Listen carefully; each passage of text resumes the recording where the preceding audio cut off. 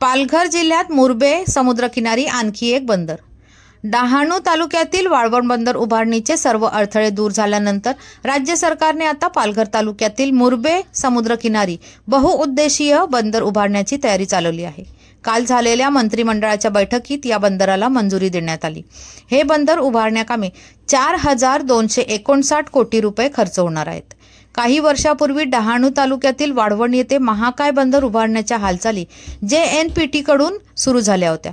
त्या सुमारास अवघ्या काही किलोमीटर अंतरावर असलेल्या मुरबे समुद्रकिनारी हे बहुउद्देशीय बंदर उभारण्याचेही राज्य सरकारकडून सुरू झाले होते, पण वाळवण बंदराला स्थानिक भूमिपुत्रांनी कळाळून विरोध झाल्यामुळे हा प्रकल्प गेली अनेक वर्षे अडगळीत पडला होता।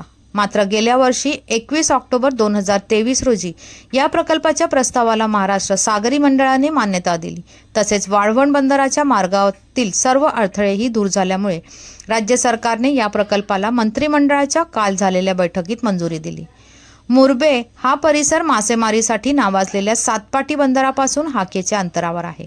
या प्रस्तावित बंदरातून प्रतिवर्ष 25 दशलक्ष टन मालाची आयात निर्यात होणार आहे।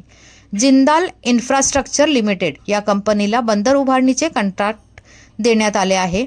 उच्चेळी व सातपाटी या दोन समुद्रकिनारी असलेल्या मुरबे समुद्रासमोर उथळ व खडकाळ क्षेत्रात भराव टाकून हे बंदर उभारण्यात येणार आहे। काल या कामास मंजुरी मिळाली असली तरी या परिसरातील मच्छीमार व शेतकऱ्यांनी अद्याप आपल्या प्रतिक्रिया व्यक्त केलेल्या नाहीत। धन्यवाद। वसईहून मी शहनाज शेख, विकास समाचार चॅनलला लाईक शेअर सबस्क्राईब जरूर करा।